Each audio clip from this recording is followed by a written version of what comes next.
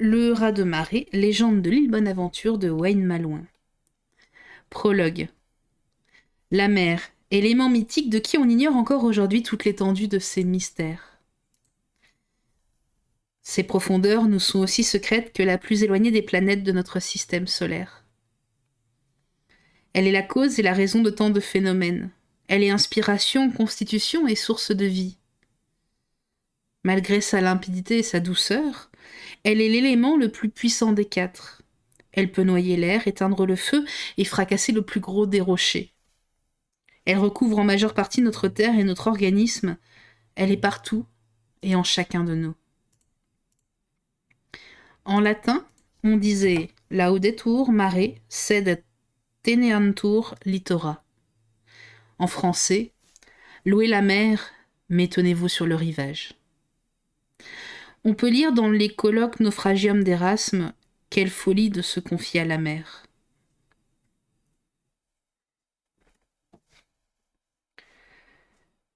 Chapitre 1 – La grande crise. Dans un petit coin tranquille, situé au bout de la péninsule gaspésienne, entre le pic de l'Aurore et la côte Surprise, un village essayait d'exister. Comme pour bien des villages de cet ancien Québec, la vie, à cette époque, n'était pas facile, mais simple. L'économie locale tenait en équilibre fragile sur le mince fil de la pêche. Tout était au beau et au mieux. Le train quotidien défilait à vitesse normale. L'été se poussa en comète, et comme à chaque arrivée de l'automne, ce fut la tombée des feuilles. Cependant, cette année-là, l'apoptose ne vint pas seule. Elle fut accompagnée des premiers flocons. Sans le savoir, le village se préparait à vivre le plus long et le plus froid des hivers de son existence. Pour une raison X sur une ligne du temps Y, à l'heure dite de l'histoire, l'inexpliqué phénomène sévit. L'hiver allait déployer son long manteau blanc du début de l'automne jusqu'au milieu de l'été, recouvrant ainsi 3 saisons et demie et coupant la saison de la pêche à la morue qui devait servir aux hommes d'assurer la subsistance de leur famille.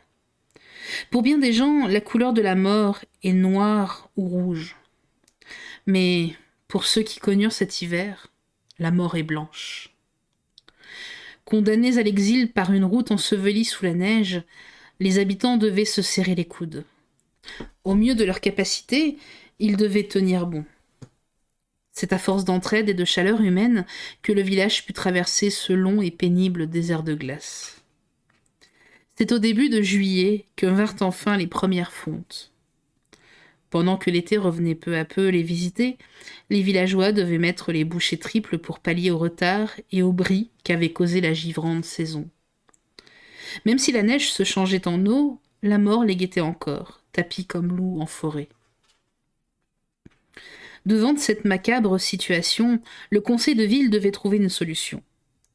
Les villageois ne passeraient pas au travers d'un second longitudinal et punitif hiver. Frederick E. James, le maire de cette époque, un artiste peintre d'origine américaine, de Philadelphie plus précisément, devait réagir. La tête légèrement montée en orgueil, fier de sa personne, et toujours bien tenu, comme l'indiquait sa soignée moustache, il avait à cœur le sort de ses concitoyens. Il se mit toute la pression du monde sur le dos pour trouver une solution à ce casse-tête météorologique. D'abord, il devait évoquer toutes les possibilités. Son premier geste officiel fut donc d'appeler une assemblée spéciale et obligatoire pour tous. Plus il serait de tête, plus il y aurait d'idées. Des barils de rhum et de brou furent exceptionnellement placés au sous-sol de l'église en guise d'appât afin d'attirer toutes les abeilles du village. 17h50, heure de l'Est, les gens commencèrent à arriver. Tout d'abord, direction les tonneaux de rhum et de bière pour tous, et ensuite, pour la plupart, on doit trouver une place le plus près possible de ces barils. C'est bien connu et inchangé. Les Gaspésiens aiment bien lever le coude quand l'occasion s'y prête. 18h tapant, l'assemblée commença. Après plus de 4 heures de débats inutiles, de tournages en rond et de quelques commentaires déplacés, le bien arrosé rassemblement tirait à sa fin. Le maire, premier bouton de chemise détaché, accoudé sur la table en tenant son visage dans une main comme si sa tête était devenue trop lourde pour son cou, se lança dans un déprimant monologue de fermeture. Dans le tirage du sort du destin, on aura eu le mauvais côté du fleuve. Ceux de l'autre bord, ceux-là des vieux pays, viennent ici en plaisance, quand bon leur semble, pour troquer fourrures et tabac. Ils débarquent au grand seigneur, nous marchander au plus bas prix possible nos biens. Faut les voir se démener, les parvenus. Ils ont tous le même discours pour négocier à rabais nos fourrures et notre artisanat. Parce qu'ils ont traversé l'océan, faudrait tout leur donner. À les entendre, si ce n'était pas du voyagement, ça vaudrait 2 fois plus. Ce qu'ils ne disent pas, par exemple, c'est que rendu l'autre bord, ils vendent ça à gros prix, 10 à 15 fois plus cher que payer ici. Eh bien qu'ils restent chez eux s'ils veulent pas payer. J'aimerais bien ça, aller leur vendre directement là-bas une bonne fois.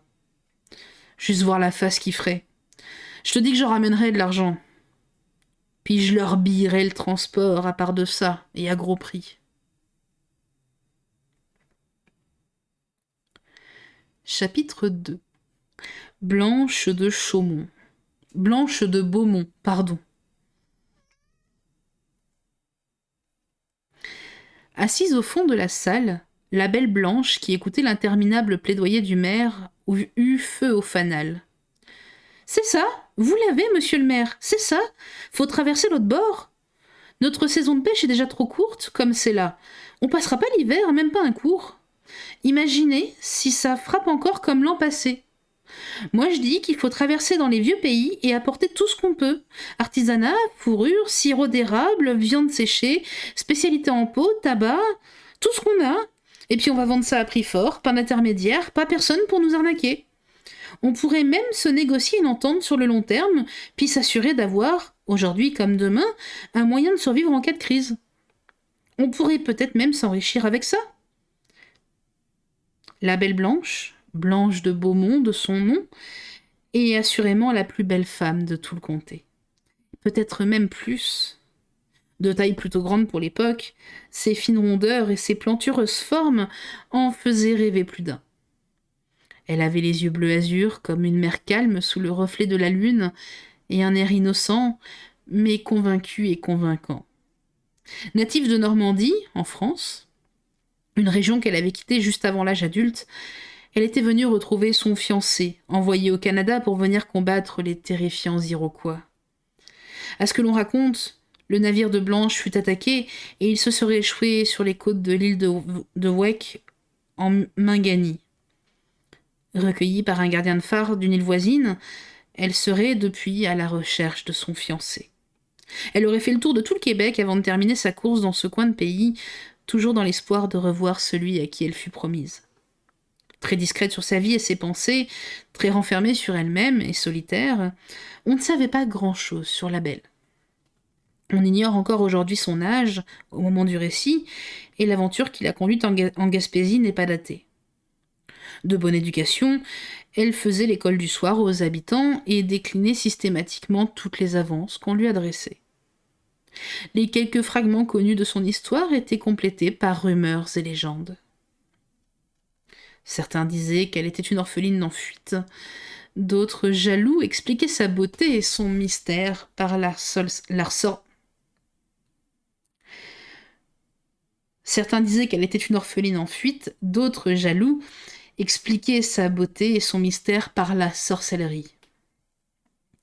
Les plus farfelus allaient même à dire qu'elle était une âme maudite prise dans un corps qui ne se fanerait jamais, condamnée à la tristesse et à la solitude jusqu'à la fin des temps. Toujours est-il que son allocution, ce soir-là, dans le sous-sol de l'église, ne tomba pas dans le silence. Le maire, qui avait bu chacun de ces mots, resta pensif un bref moment avant de se prononcer. L'idée est fascinante, quoique folle, mais comment traverser l'océan? D'abord, il nous faudrait trouver un équipage et un navire capable d'assurer le voyage, mais plus que tout, il nous faudrait un capitaine. quelqu'un qui sait naviguer et qui connaît la mer. Même si on mettait tous nos bateaux de pêche ensemble et que nos meilleurs marins se lâchaient à leur bord, vers les vieux pays, ils se rendraient même pas à moitié de la course. Pour ce qui est de naviguer et de piloter un navire, ça, c'est une chose. Mais il faut encore savoir où aller. Une aventure comme ça n'a rien à voir avec un aller-retour pour voir au cage à homard. Ça prend des connaissances, de l'expérience, ça prend un commandant, quelqu'un qui sait lire le ciel de jour et surtout de nuit, quelqu'un qui a connu le grand océan. Blanche, déterminée, le regard aiguisé, pointu, comme si elle venait d'avoir la meilleure des idées, lança en flèche. « Mais on a un capitaine !» La phrase était à peine terminée que des gens s'étaient mis à glousser dans la salle. On pouvait entendre des échos qui venaient de partout. « Oh non, pas lui !»« Mais ça marchera jamais, oubliez ça !»« Oh, elle est aussi belle que folle !»« Elle a bu de l'eau salée, ou quoi ?» On pouvait lire l'incrédulité sur le visage du maire, qui jugeait visiblement l'idée absurde. Mais Blanche, convaincue comme 10 et convaincante comme 100, reprit son exposé en haussant le ton et avec aplomb. « Mais ça prend 3 choses pour réussir ce voyage, vous l'avez dit. Premièrement, un navire. Et ça, on en a un. Bon, presque un, mais tout un. Il a besoin de beaucoup d'amour et de réparation, mais rien d'impossible. Deuxièmement, il faut un équipage. Tout le monde ici a grandi sur un bateau. Je peux pas croire que ça ne servira à rien. Bien dirigé, vous serez capable. Et finalement, un capitaine. Ça aussi, on en a un. Et tout le monde le connaît. Je vais m'occuper personnellement de cette partie-là. Si on n'essaie pas, on ne le saura pas. Monsieur le maire, je vous confirme ça dès demain. En attendant les autres, on a de l'ouvrage. Faut se faire un comité, déléguer les tâches de tous et chacun. Faut du monde pour les vivres, du monde pour l'artisanat. Les couturières, on va avoir besoin de vous autres. Les charpentiers aussi. Le forgeron, indispensable. Je propose que le conseil mette en place le comité et voie la répartition des tâches. On se donne rendez-vous ici demain soir, même heure, pour faire le point. Et puis je vous avertis, ça va être de même à tous les soirs jusqu'à ce qu'on soit prêt. Hein. Ceux qui ne veulent pas aider au projet, vous pouvez partir. Vous connaissez le chemin. Des questions ? Timousset, un vieux pêcheur et habitué de la bouteille, bien connu de tous, leva la main. « Va-tu y avoir du rhum, puis de la bière à toutes les réunions, c'était juste pour un soir. » La tête que lui fit Blanche, sans même qu'elle ne dise un mot, lui fit mourir le bras. Sur ce, le maire proposa le projet, l'appuya et leva la séance. Le conseil mit en branle le plan de Blanche dans les secondes suivantes.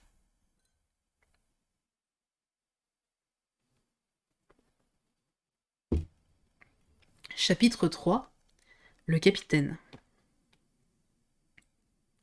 Le matin suivant l'assemblée, pendant que tous voyaient à leur nouvelle tâche, Blanche, qui avait fait et refait 1000 fois le scénario dans sa tête, s'apprêtait à remplir son engagement.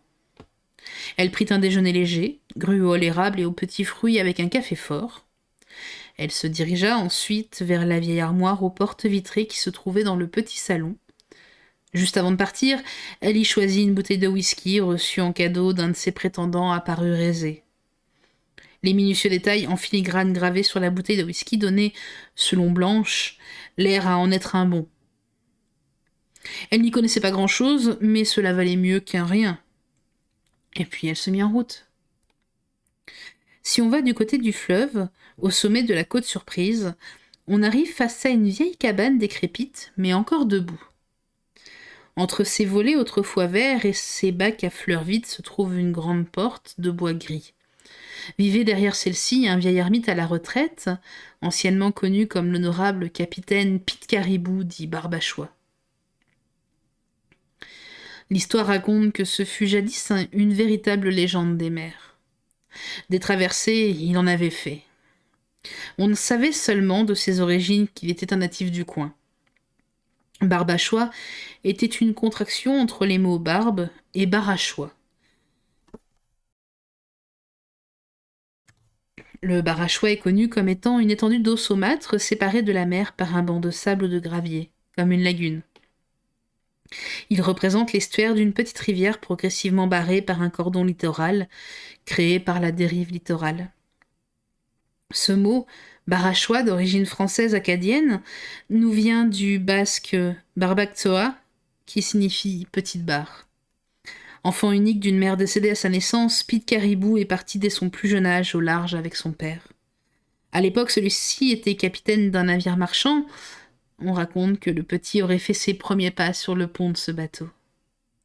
Dès qu'il put se tenir debout, son père lui apprit tout ce qu'il savait sur la navigation. Il lui apprit à lire le compas, les cartes, le vent, les marées, le ciel. Grâce à une rallonge faite main et à un mécanisme de fortune, on pouvait souvent apercevoir Pete tenir la barre, d'où la nature étymologique de son sobriquet faisait référence à Baratxoa.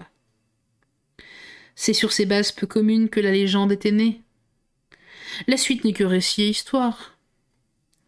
Tous les rois, tous les marins et autres gens de l'époque connaissaient les glorieux exploits de Caribou. Tout d'abord, il fut capitaine de marine marchande, comme son père. Il fut ensuite appelé au combat par l'État. On le nomma capitaine de frégate. De toutes les grandes guerres dont il avait fait partie, il ne connut jamais l'échec. Comme il lisait la mer comme un enfant ligne contine, ses prouesses inspirèrent les plus grands livres d'histoire. Étant donné son style de commandement unique et ses manœuvres novatrices, il devint rapidement le corsaire le plus étoilé du roi Louis. D'ailleurs, celui-ci, pour l'honorer, fit construire le plus grand navire encore jamais vu. Véritable armada flottante, le titanesque paquebot qui détient encore aujourd'hui le record de grandeur dans les livres, avec ses 418 mètres de long par 78 mètres de large, fut baptisé le Bonaventure.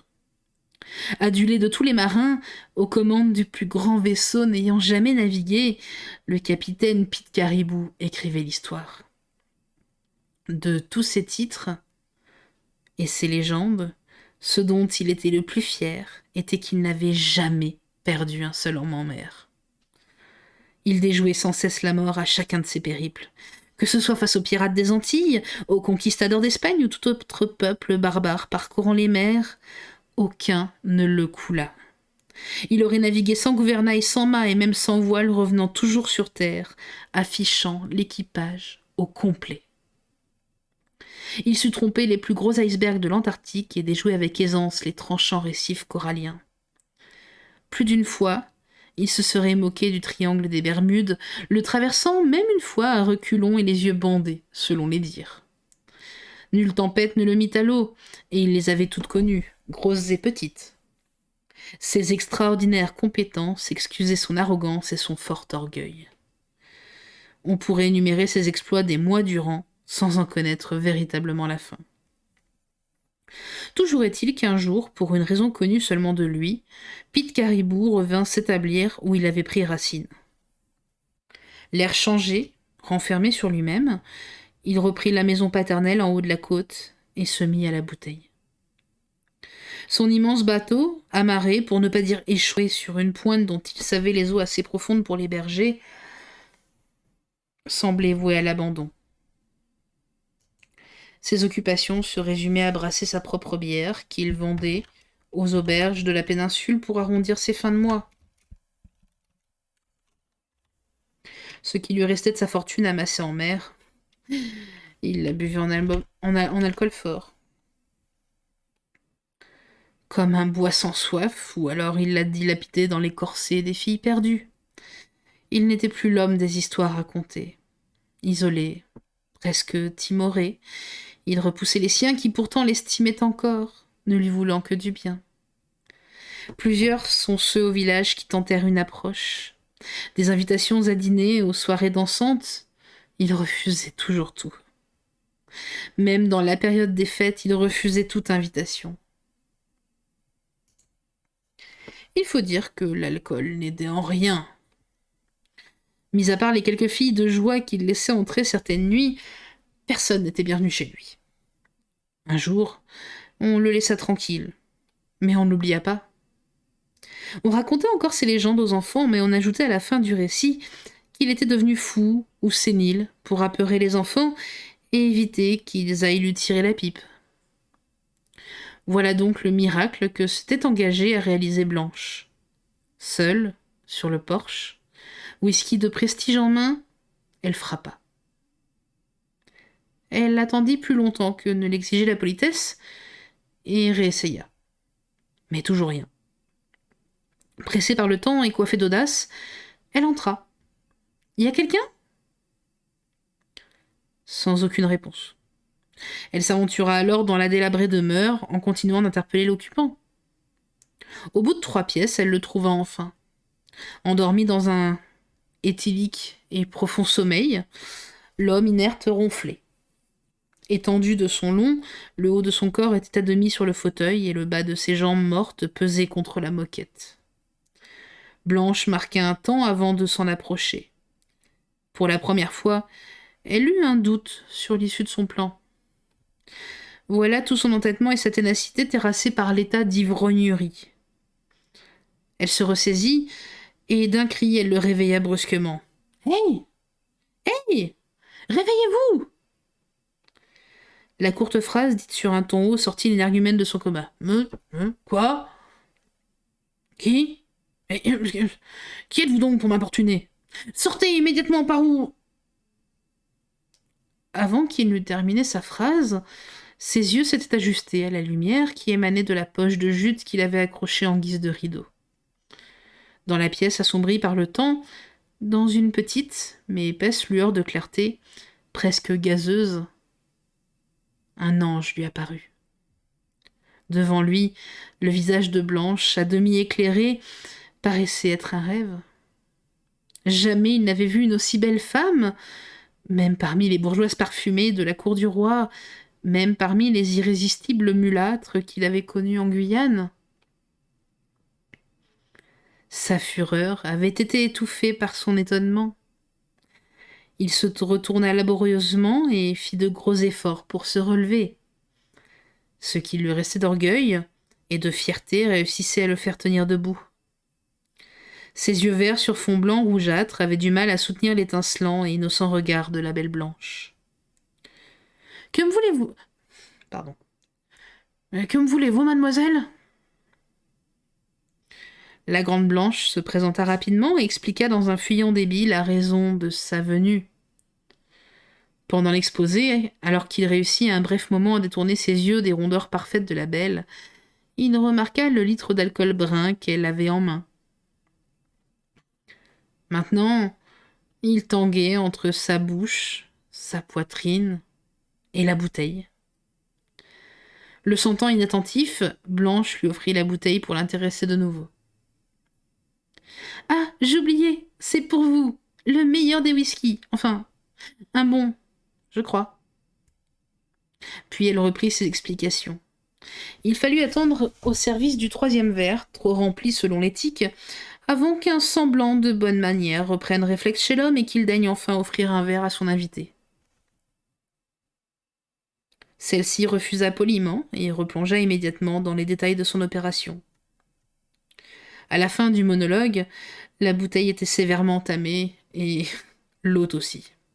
« Avez-vous des questions ?» demanda Blanche. « Non, ça va bien. Bien que j'apprécie votre compagnie, au moins autant que la délicieuse liqueur que vous m'avez gentiment offerte, j'ai bien peur de ne pas pouvoir vous aider. J'ai été effectivement jadis un capitaine, mais dans un serment que je me suis fait à moi-même et devant Dieu, peu importe lequel, je ne le suis plus. Je ne navigue plus depuis longtemps, et je ne naviguerai plus jamais. Mon temps est fait, et je laisse aux fous et aux jeunes l'air salin et les ponts souillés des bateaux crasseux. Aussi, désolé de vous dire ça, mais je trouve votre idée stupide. Partir avec un groupe de pêcheurs et de bûcherons pour l'autre continent, c'est pas un plan, c'est du suicide. Ils passeront même pas le 5e jour, ils couleront à la pleine tempête. Même si par miracle ils réussissaient à traverser, que feraient-ils une fois de l'autre côté ? Vous croyez qu'il s'agit de se pointer là en survenant pour vendre des babioles à n'importe qui et devenir riche ? D'abord, on vous laissera jamais faire du commerce comme ça. Faut avoir des contacts, un permis, savoir comment ça fonctionne. Puis, je vous parle même pas du voyage de retour. Même un jeune capitaine capable et ambitieux aurait du mal à diriger une telle expédition. Prenez mon expérience et trouvez une nouvelle solution. Désertez la région s'il le faut, mais ne sacrifiez pas tous ces malheureux à cette ridicule mission. » La convaincante Blanche usa de tous ses mots et de tous ses charmes. Elle y alla de toutes les tactiques possibles et imaginables.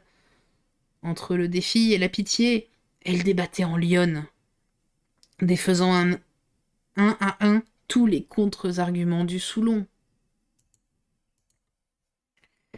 La belle n'avait pas juste des formes, elle avait aussi beaucoup de bagou. Après des heures de débat et de salive, l'impossible se fit finalement sentir. Fatigué, écœuré, engourdi par l'ivresse, le capitaine capitula. Dans un incohérent et décousu discours, il lança 3 conditions à Blanche. « Bon, d'accord, écoute. J'ai 3 demandes. Si tu trouves le moyen de les honorer, je veux bien trahir mon serment et reprendre la barque pour une seule et dernière expédition. Numéro 1, je veux mon navire, le Bonaventure. Il doit être parfaitement restauré et mis à neuf du gouvernail jusqu'aux voiles. Numéro 2, j'ai besoin d'un équipage d'au moins 1200 hommes. Normalement, je me fous que ce soit des hommes ou des femmes. Je crois pas à la malédiction des femmes sur un bateau, mais pour cette mission, je veux 1200 hommes. Vider les prisons de la province s'il faut. Si ça devait tourner mal, je veux pas être responsable de la mort des femmes et d'enfants innocents. Les condamnés, les vieillards encore capables de marcher feront l'affaire. Numéro 3 et dernier point, je veux un animal. Sur un bateau, tout grand capitaine a sa créature. Ça prend ça pour être pris au sérieux. Plus l'animal est rare et spécial, et plus c'est prestigieux. Et du prestige, croyez-moi qu'on va en avoir besoin de l'autre bord. L'image en Europe, c'est important. Dans le temps, j'en ai eu des beaux perroquets colorés. Clichés, mais ils étaient beaux. Aussi de singes. Je me suis assez vite lassé des poux et de leurs petites morsures. C'est mauvais un singe. Surtout quand ça prend un coup. Une fois, j'ai même eu un loup. Un beau, grand loup blanc. Mais bonne chance pour en attraper un et le dresser. Faut que je te parle de mon loup. Je l'avais eu d'un troc avec un sauvage. En échange du louveteau, je lui avais donné une caisse de bourbon et un sac de tabac indien, mais indien de l'Inde, hein, rien à voir avec ceux d'ici. Ah, je l'aimais, mon loup. Je l'avais appelé Odin, comme le dieu viking. Il faisait toutes sortes de tours et il m'obéissait au doigt et à l'œil. Je l'ai perdu aux cartes, un soir, contre le duc de Caumont. Oh, il a triché, hein, c'est certain. Mais seul devant toute sa garde, moi je pouvais rien faire. Mon Odin l'a fait payer. 2 semaines après, il lui a sauté direct à la gorge, privant le bonhomme de ses cordes vocales. Le duc a failli y rester. Toujours est-il que c'en était fini de la voix irritante et menteuse d'amable Victor Joseph François de Sètre, duc de Caumont. Bon, après l'attaque, ils ont tué mon loup. Pour ma bête, je veux de quoi d'unique. Faut que ce soit grandiose. La langue dénouée par la bouteille et la compagnie de la belle redonnaient le goût de jaser au vieux capitaine. Faut dire que ça fait longtemps que le solitaire personnage ne s'était pas donné en spectacle. Avant qu'il ne se lance dans un autre récit, Blanche lui fit une proposition. « D'accord, j'acquiesce à toutes vos demandes et je m'engage à les honorer. Mais je n'aurai qu'une condition. Je veux être du voyage. J'ai mes raisons de vouloir aller en Europe et elles ne regardent que moi. Je promets en échange de ne pas vous gêner durant l'expédition et de vous apporter toute l'aide que je pourrai à bord. » Au début, le capitaine s'obstina un peu, et puis il fit une proposition à Blanche. « Bon, d'accord. C'est votre vie après tout, et puis aucune famille ici ne dépend de vous. Bon, par contre, vous devez me promettre qu'en mer, vous obéirez à mon commandement et que jamais vous ne discuterez mes ordres ni aucune de mes décisions, surtout devant mes hommes. » Elle accepta avec excitation et empressement. Le cœur de Blanche battait la chamade. Elle était folle de joie et peinait à le cacher. Elle avait réussi, enfin presque. Il y avait encore beaucoup de travail avant de prendre le large, mais l'impossible ne l'était plus. Dans son excitation, elle donna un gros bec sur la joue chaude et veineuse du capitaine, et puis elle sortit de la maison en criant mille merci. Direction chez le maire. Blanche s'empressa d'aller apprendre la grande nouvelle au premier échevin. Après que celui-ci eut fini par croire l'annonce, ensemble ils mirent à jour l'échéancier du projet et précisèrent la répartition des besognes restantes. Les charpentiers, menuisiers, ébénistes, bref, tous ceux qui connaissaient de près ou de loin la construction seraient affectés à la restauration du bateau. Les couturières aux voiles et les 6 conseillers municipaux à l'enrôlement du capitaine. À l'enrôlement de l'équipage. Tous avaient énormément à faire. Blanche hérita d'une nouvelle mission, trouver l'animal du capitaine. Cette tâche paraissait facile en théorie, mais en pratique, c'était autre chose. Elle demanda à tous les trappeurs, chasseurs et autres hommes des bois de l'aider dans sa quête. Tous voulaient la satisfaire, elle et son beau faciès, et essayaient de trouver la créature isolée, la créature idéale. En Gaspésie, les perroquets et les singes, c'est plutôt rare. Blanche eut droit à une tralée de macareux, des fous de bassan, 3 marmottes, un castor et 2 loutres, dont une un peu difforme, laide, très laide, mais rien pour épater le capitaine. Elle vit même un goéland argenté qui aurait été frauduleusement teint par Oscar, le mari de Gisèle, la coiffeuse.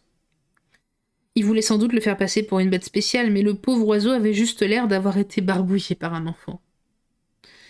Au moins, ça a fait rire le village, à l'exception de Gisèle, qui engueula son mari comme du poisson pourri pour sa tentative ratée de faire à la façon de Blanche.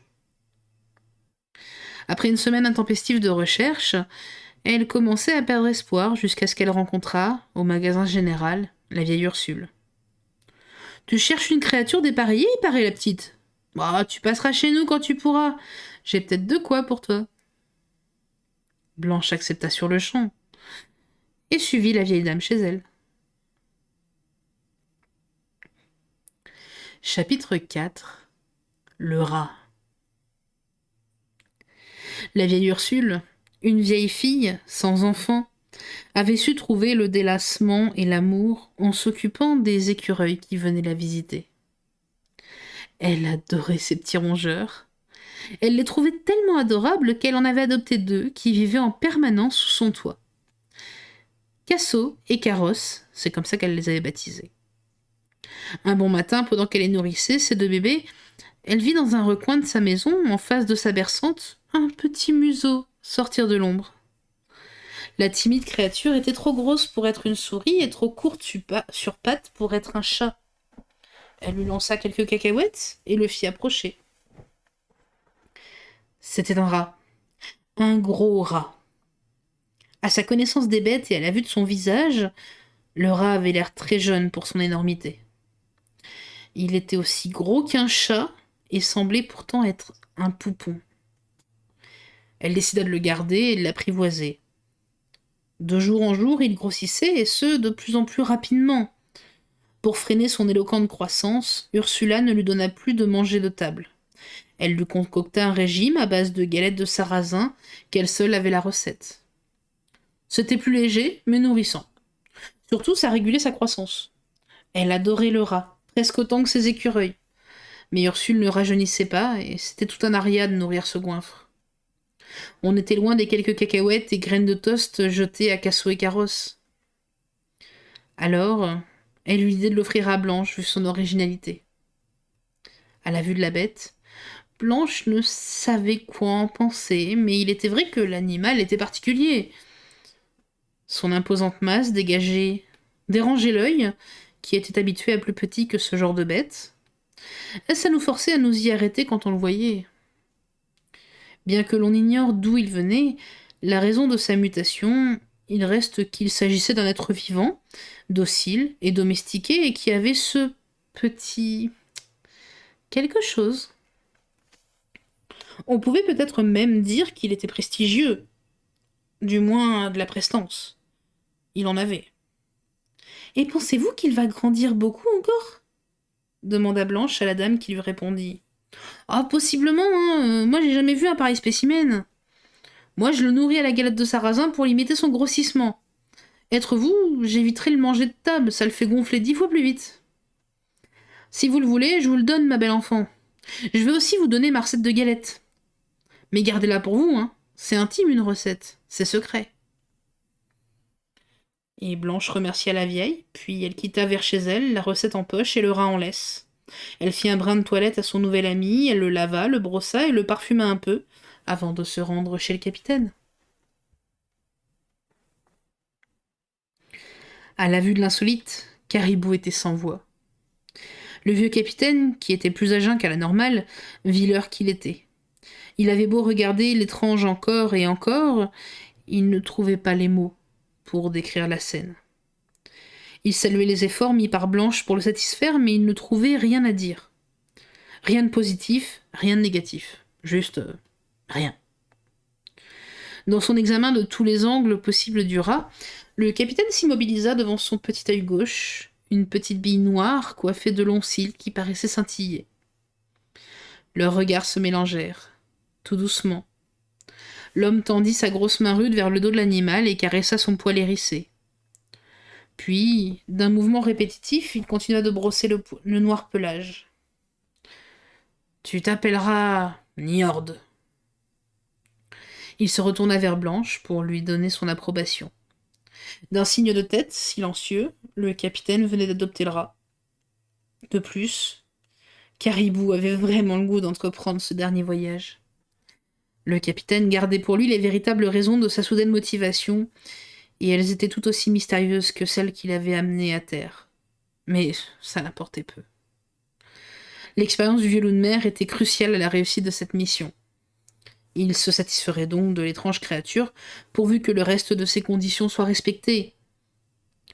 Et plus le temps passait, plus le capitaine s'amourachait de sa bête. Au plaisir de tous, on recommençait à le voir au village. Il venait même lui-même acheter son tabac de pipe au lieu de se faire livrer. On l'apercevait même quelquefois les vendredis soirs à l'auberge pour prendre un coup. Il renoua une vieille amitié avec Rameau, un pêcheur qui fut autrefois son second. Et Rameau, à la vue du mieux-être de son vieil ami, s'engagea de nouveau auprès du capitaine. Le capitaine regagnait peu à peu son estime et sa sociabilité. Il regagnait aussi son arrogance et son orgueil d'antan. C'est peut-être ses qualités ou ses défauts qui en faisaient quelqu'un d'insubmersible. Néanmoins, ce renouveau plaisait à beaucoup. Les délais furent serrés mais respectés. Les conseillers étaient amassés en équipage de 1225 volontaires. Avec le capitaine, Rameau et Blanche, le nombre exact de passagers serait de 1228. Mi-septembre, tout était prêt. Et la météo semblait clémente. La veille du départ, le maire avait convié tout le village au dévoilement officiel du navire restauré et un cocktail de départ y serait servi. Tout le village était réuni aux abords de la côte et sur le quai pour le dévoilement. Le capitaine, qui n'avait pas vu son bateau depuis des lustres, avait des palpitations au fait de retrouver son fidèle vaisseau. Assis derrière un drap blanc pour lui cacher la vue du navire, avec Niord à ses pieds, le capitaine attendit patiemment.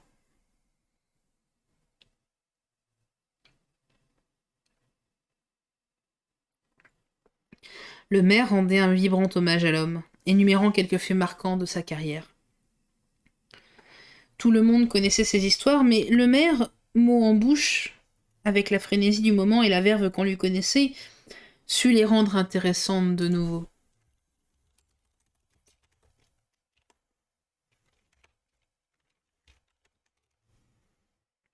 Vint enfin le temps de tirer sur le drap. Sous un tonnerre d'applaudissements qu'il n'entendit pas, le capitaine était sans mots. Sous le choc, devant la magnificence de son immense bateau, une larme coula sur sa joue. Il s'empressa de l'essuyer, et il montra tout doucement à bord, en scrutant chaque recoin avec attention.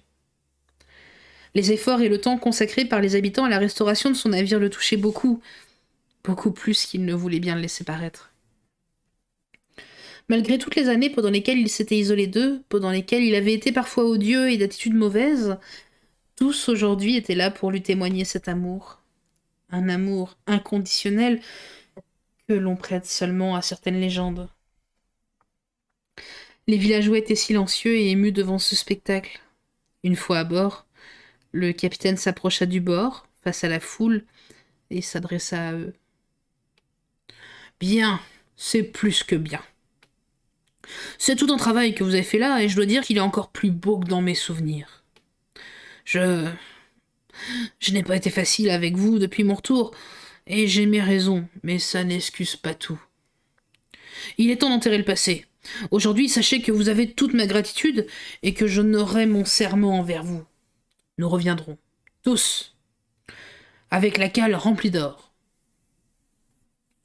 Pendant que la foule s'exclamait et applaudissait, le maître convia les convives à remonter à bord pour le cocktail. Ce fut une soirée inoubliable. Et bien arrosée. Le capitaine décida de repousser d'une journée le départ afin de laisser ses hommes dégriser. En vérité, il avait déjà prévu de partir en cette date. Il s'agissait d'un vieux truc pour gagner la confiance et le respect de ses hommes. Le capitaine savait y faire. Il profita de la soirée pour présenter Rameau aux hommes et le désigner second. Aussi, il fit l'annonce à tous que Blanche serait du voyage et qu'une inconduite envers elle serait punie par la planche ou par l'épée.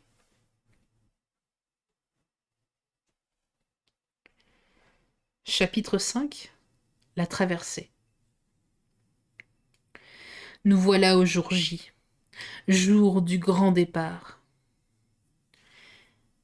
Les hommes montèrent à bord afin de se familiariser avec leur nouveau rôle. La plupart étaient pêcheurs ou d'anciens marins. Pour eux, il s'agissait seulement de se familiariser avec le roulement de l'énorme vaisseau. Le capitaine se fit un peu attendre, il arriva le dernier, suivi de Njord. Ce jour-là, c'est l'étrange créature qui vola la vedette. Même la vieille Ursule n'en revenait pas. Il avait facilement triplé de taille. On aurait dit un bébé ours. Tous regardèrent la grosse bête monter sur le pont. Le capitaine le conduisit jusque dans ses quartiers pour sa sieste du matin, avant de gagner la barre. Tous à vos postes. Chien de mer. Vous savez ce qu'il faut faire, alors on s'exécute. À mon commandement, second, préparez-vous à lever l'ancre. Maintenant. Allez, allez, déployez la grand voile et larguez les amarres. Ce fut un départ. Et plus la traversée allait, plus le rat mangeait, plus il grossissait. Tellement que, au 3e jour du voyage, sa taille avait presque doublé.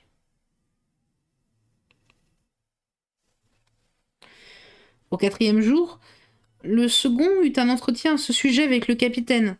Il proposait de le rationner et de s'en tenir à la diète au sarrasin qu'avait conseillé la vieille Ursule. Le capitaine, sur un ton sec et décidé, refusa. Rameau avait remarqué que plus la bête prenait de l'ampleur et plus l'orgueil du capitaine en faisait autant. Il devenait de plus en plus confiant, sûr de lui et arrogant. Son orgueil monté en épingle le consumait de l'intérieur, tout comme l'appétit le faisait avec Njord. Le capitaine changeait. Non seulement il laissait le rat siphonner à folle vitesse les réserves de vivres, mais en plus il s'en vantait.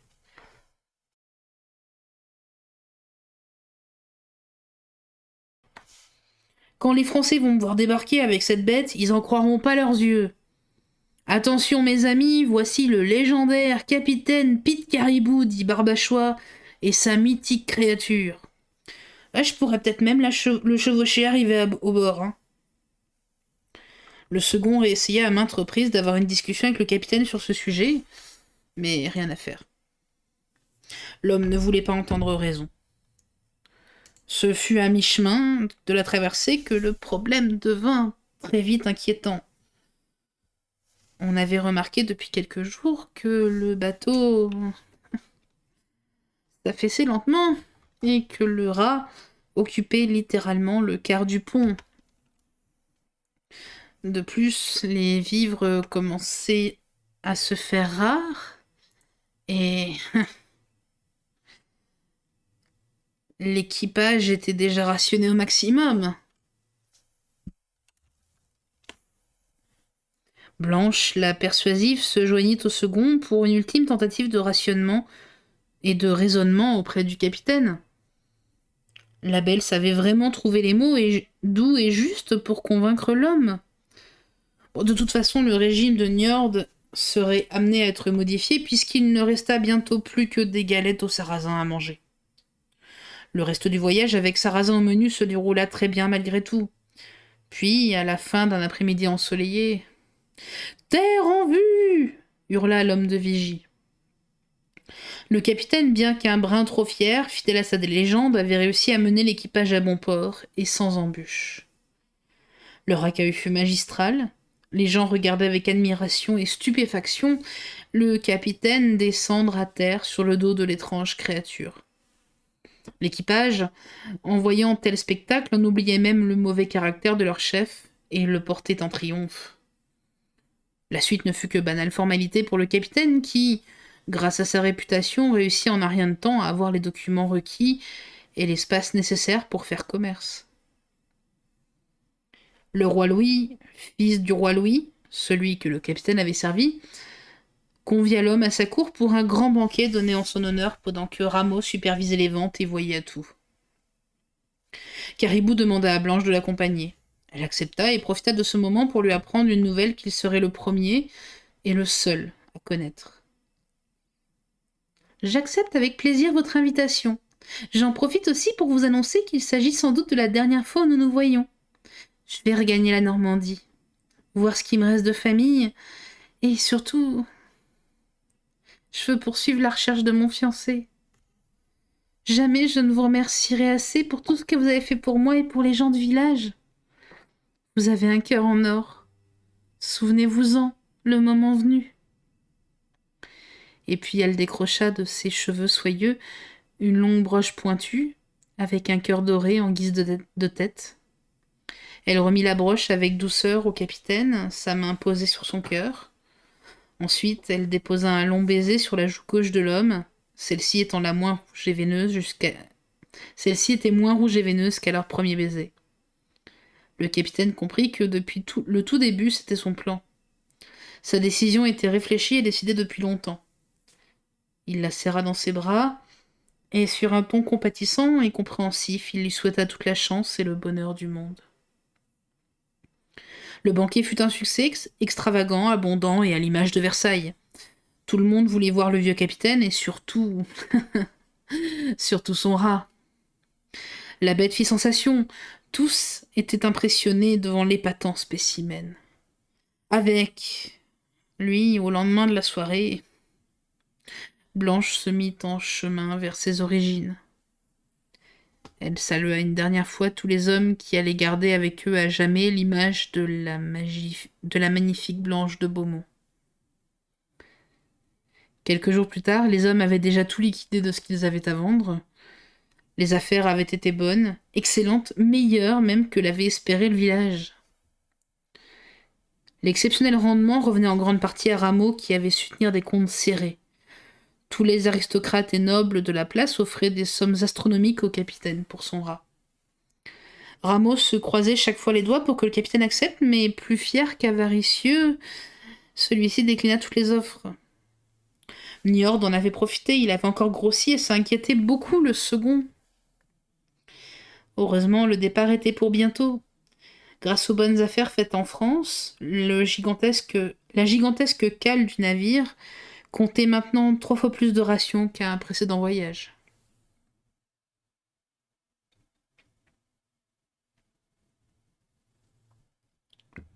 L'or, les vivres et plusieurs autres produits de luxe furent soigneusement placés à bord. À l'aube, sous trompette et fanfare, le bateau quitta la France. Le retour s'annonçait encore plus beau que l'aller. La température était idéale et la mission avait été un réel succès. Mis à part la hideuse créature qui continuait à se goinfrer et à grossir, tout allait pour le mieux. La venue du capitaine et son récit s'étaient répandus comme une traînée de poudre. L'histoire devint rumeur et la rumeur fit son chemin. On racontait à tous ceux qui voulaient l'entendre qu'une créature fantastique avait foulé le sol européen. On disait aussi que le grand Barbachois était venu à la barre du Bonaventure faire commerce et que l'immense navire avait repris le large, débordant de trésors. Direction Les côtes gaspésiennes. Chapitre 6. Le combat. Au 3e jour du retour, le rat, la panse en expansion, occupait maintenant le tiers du pont. Le bateau s'enfonçait de centimètre en centimètre un peu plus à chaque jour, et selon les calculs de Rameau, à ce rythme, le naufrage était imminent. Il fit part de ses observations au capitaine, mais celui-ci voulait plus que jamais épater la galerie. Dans sa démesure, il voulait tester les limites du rat avant autant que celles de son bateau. Alors qu'ils étaient presque rendus à mi-chemin du voyage, Njord, toujours plus gros, rendait l'avant-pont submergé dans l'eau à chacun de ses mouvements. L'équipage se faisait une corvée quotidienne de drainer l'eau hors du pont. Devant ces faits et en réaction aux demandes harcelantes de son second, le capitaine prit une drôle de décision. Il ordonna que l'on jetât à l'eau les canons et les boulets. Le Bonaventure comptait 252 canons, 12 284 boulets. Pour lui, ce lourd métal était superflu, surtout qu'il n'était en guerre avec personne, et qu'il s'agissait de son dernier voyage. Il aimait mieux continuer de gonfler son rat pour impressionner les villageois à l'arrivée. Le récit passerait selon lui à l'histoire et à la postérité. C'était le dernier chapitre du livre de sa vie dont il imaginait déjà le titre. L'incroyable traversée du capitaine Barbachois et de son mythique bestiau à bord de l'insubmersible Bonaventure. Il ne restait que la moitié du voyage, et outre une agaçante brume qui s'épaississait, accompagnée d'une faible pluie, mais rien d'inquiétant pour le capitaine, le retour était en poche. Le rat, qui occupait maintenant plus que la moitié du navire, dérangeait plus que jamais. Il fallait littéralement le contourner ou le chevaucher pour se déplacer.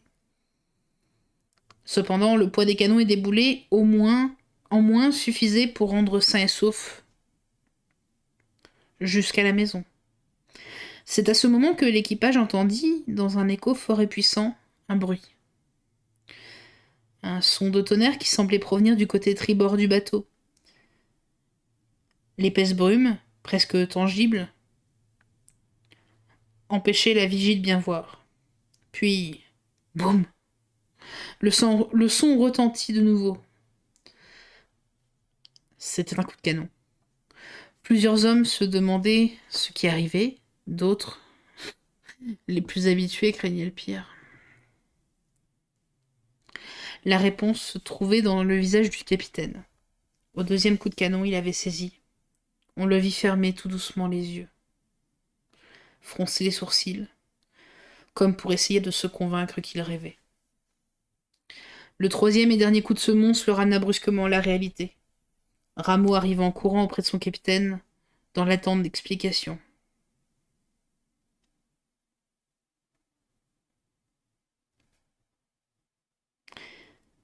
Tout l'équipage était attentif, on aurait pu entendre une mouche marcher. Le capitaine, dépouillé de son armada par sa faute, savait au son des canons qu'il s'agissait d'une attaque. Il savait que ce n'étaient pas des pirates. Non, eux, ils se seraient pas annoncés. Ce n'étaient pas non plus des Anglais. Selon le capitaine, ils sont trop prévisibles et peureux pour s'en prendre à lui. En plus, s'attaquer à un ancien corsaire du roi de France, venu en paix pour le commerce, constituerait un acte de guerre, et cela ruinerait les accords commerciaux fraîchement signés entre les deux pays. Non, c'était les Espagnols. Le conquistador, d'ambitieux et insatiables conquérants.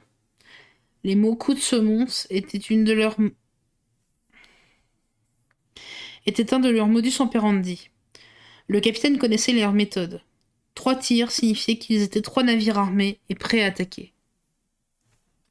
Désarmé, l'équipage n'avait aucune chance. Négocier était inutile, aussi bien se faire tout de suite harakiri. Le guetteur cria au capitaine. « Je les vois, capitaine, entre 2 nuages de brume, je les vois !» Ils sont encore assez loin, hein. 1 lieue, je dirais. 2 peut-être. Moi, peut-être plus. Mais pas moins. Rameau, qui évoquait la situation, dit au capitaine. Et le Bonaventure est le bateau le plus rapide du monde. Allège et sans ses canons, on serait assez rapide pour les distancer et les semer. Mais pour ça, on doit jeter vos draps par-dessus bord. On n'a pas le choix, capitaine. Il nous reste qu'une seule carte en main, notre vitesse. Sans sacrifice, c'est pas seulement nous, mais aussi tout village que vous condamnez. Abandonnez donc la bête. Débarrassez-vous de ce poids, de cet orgueil, et vous nous sauverez tous. On peut encore y arriver. Le capitaine, qui n'avait jamais échoué une mission, lui dit qu'il n'avait... Lui qui n'avait jamais perdu un seul homme en mer, se trouvait devant un dilemme cornélien. Il devait se défaire de son orgueil, sacrifier Njord, sa fierté, son prestige, pour tenter de sauver ses hommes et leur mission. Il s'était tellement amouraché de la bête qu'il envisageait même de couler avec elle. Cependant, il savait que seul, abandonné à son sort, l'équipage ne survivrait pas. Il restait encore presque la moitié du chemin avant de toucher terre, et les conquistadors ne les lâcheraient pas d'une semelle. Sa réflexion fut songée mais brève. Il ordonna à tout l'équipage de se pointer sur le pont avec rame, balai ou peu importe ce qu'ils pourraient trouver afin de faire levier. Pendant ce temps, Caribou quitta l'étambot à pas de course pour gagner la proue. Il s'arrêta juste sous l'œil de Njord, qui ne se doutait de rien. L'homme caressa pour une dernière fois le poil rude et hérissé de son compagnon. Mais dans ce dernier geste que le capitaine ordonna à tous. C'est dans ce dernier geste, que le capitaine ordonna à tous de balancer la créature hors du bateau. Dans l'effort soutenu du mouvement collectif des 1226 membres d'équipage, Njord fut éjecté du navire avant qu'il ne puisse comprendre ce qui lui arriva. Adieu, mon rat, marmonna le capitaine. Quand la bête titanesque toucha l'océan, une immense vague naquit de l'impact. Le bateau du capitaine, qui survécut de justesse à la vague, en profita de cette impulsion pour amorcer sa fuite.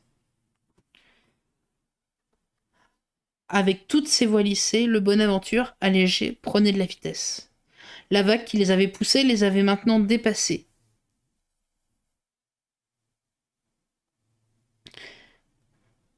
Déferlant à toute allure vers les côtes gaspésiennes. De leur côté, non loin derrière, les galions espagnols mettaient les bouchées doubles afin d'attraper leur proie. Le premier bateau, celui qui était le plus près de réussir, se heurta à quelque chose. Soudainement, il fut soulevé et retourné, aplati comme une crêpe, contre le mât central. Tous les hommes à bord furent envoyés dans les bas-fonds, et les rares et pauvres qui réussirent à refaire surface criaient à l'aide, laissés à eux-mêmes et nageant de misère dans le glacial abîme.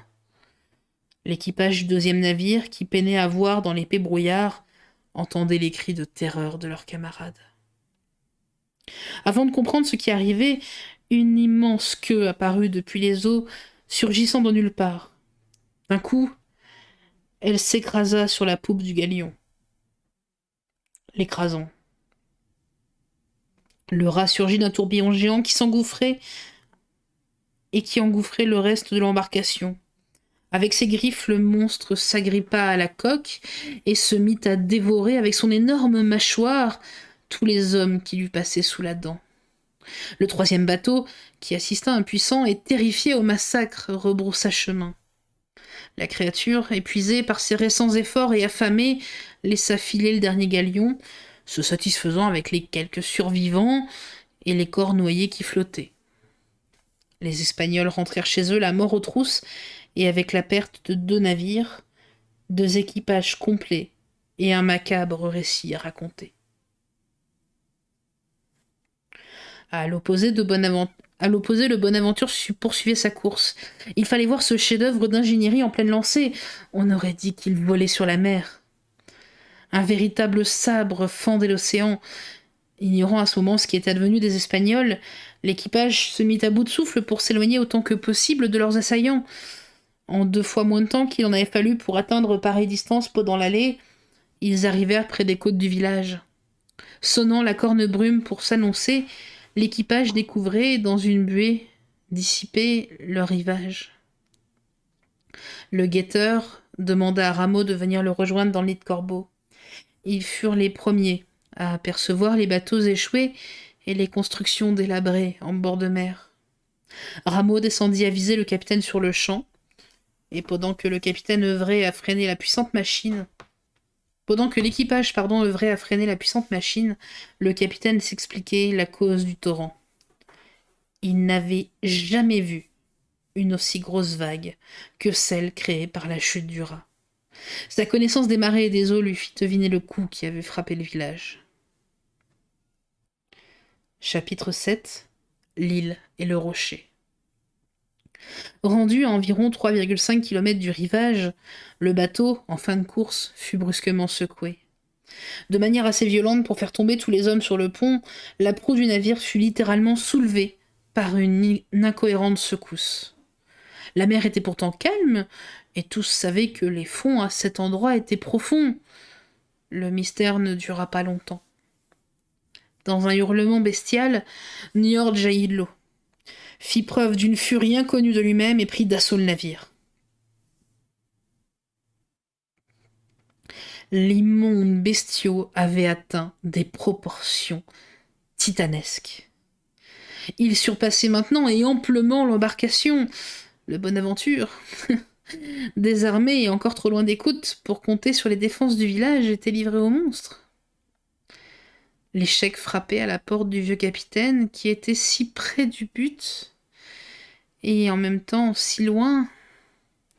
Déboussolé, celui qui était la cause de tout ce mal regardait l'extension de son orgueil détruire son navire. Le troisième mât vola en éclats au premier coup de queue. 2 hommes furent gravement blessés au dos et aux jambes. Le carnage ne faisait que commencer. Poussé par la grande faucheuse et porté par les regrets dans un courage suicidaire, le capitaine dégaina son sabre et se lança au museau de la bête.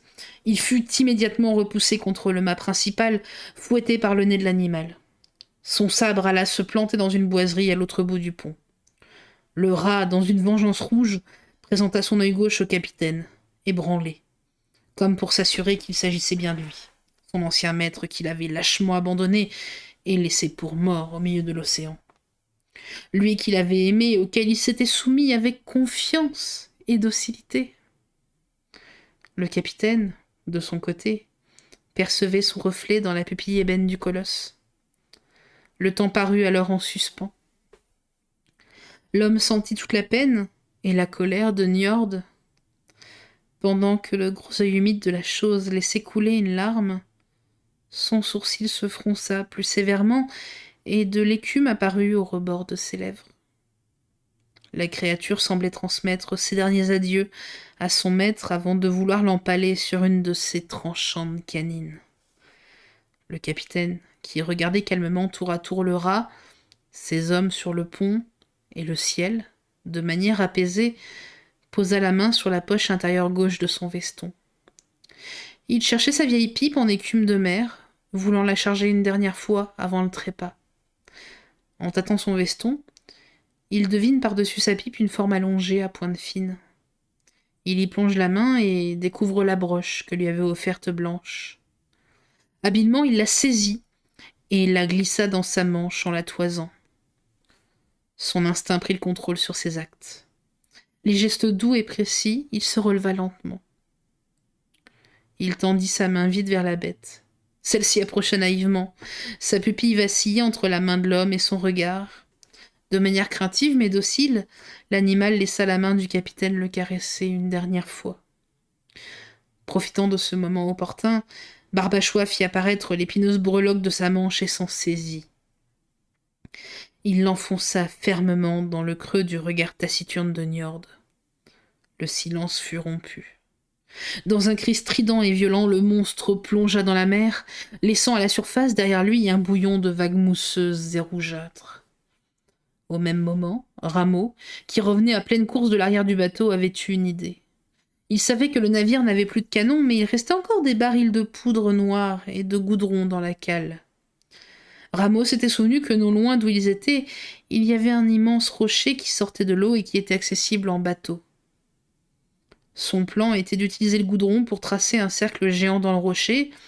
Ensuite, il suffirait de saupoudrer de la poudre noire partout sur le goudron et d'y mettre le feu pour obtenir un imposant boulet. Pendant ce temps, une autre équipe construirait un dispositif capable d'accueillir une telle pièce afin de la projeter sur la gueule du rat. Un tir précis sur son nez pourrait lui être fatal. La blessure qu'avait infligée le capitaine à la créature leur avait fourni le temps nécessaire pour se rendre au pied du rocher. Cependant, peu de temps après, on vit à nouveau un épais bouillon apparaître à l'endroit où avait plongé le rat. Puis la bête ressurgit des bas-fonds, plus agitée et colérique qu'avant. À grands coups de queue, d'immenses vagues s'acharnaient sur le village, creusant de nombreux dommages et débris. Les villageois, impuissants spectateurs de la scène, s'étaient réfugiés sur le terrain du maire, tout en haut de la côte qui donnait sur le rocher. Ils essayaient de comprendre la stratégie de l'équipage. Les hommes sur le navire, eux, travaillaient d'arrache-pied et à grande vitesse. En peu de temps, le dispositif improvisé était prêt et le cercle de poudre noire était tracé. Rameau tendit une torche au capitaine qui mit feu au rocher. L'explosion fit se détacher du rocher une grosse pièce de roc à forme circulaire et grossièrement taillée. Sa catapulte armée et prêt à faire feu, le bateau se dirigea vers Niord. Le plus difficile restait à faire. Il fallait faire mouche, car il n'y avait qu'un seul projectile. L'équipage s'approcha à une bonne distance du visage du rat qui pataugeait encore dans le même cercle depuis qu'il était ressorti de l'eau. Aveuglé d'un œil et épuisé, il semblait reprendre des forces en vue d'une prochaine attaque. Une si belle occasion ne se représenterait peut-être jamais. Il était temps de passer à l'action. Rameau et le capitaine utilisèrent toutes leurs connaissances pour placer le bateau dans le bon angle. Avec la bête ralentie et à bout de souffle, et sa tête en ligne de mire, le capitaine prit un cornet pour donner de l'importance à sa voix. Ce stratagème servirait à attirer l'attention du rat, afin de dégager son museau le plus possible pour ne pas qu'il manque leur coup. Tout le monde était au poste. Le capitaine était debout sur la pointe de la proue. Il saisit son porte-voix pour crier de toutes ses forces. « Niord !» La bête se retourna vers son vieux maître, et au même moment, Rameau coupa la corde tendue qui retenait le boulet. En ce temps brumeux, le rat, privé en partie du sens de la vue, reçut l'immense rocher directement sur le groin, sans qu'il pût l'anticiper. Le tir fut mortellement précis.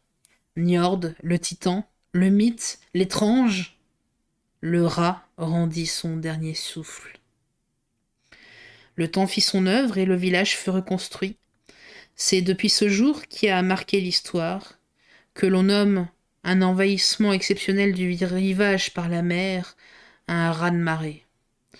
Et si vous ne me croyez pas, allez-y, allez voir en Gaspésie. Vous y verrez là une pierre nommée Percée qui donne sur un monumental rocher troué, le rocher dans lequel fut taillé l'immense boulet. Pointez-vous face au large, à environ 3,5 km des côtes.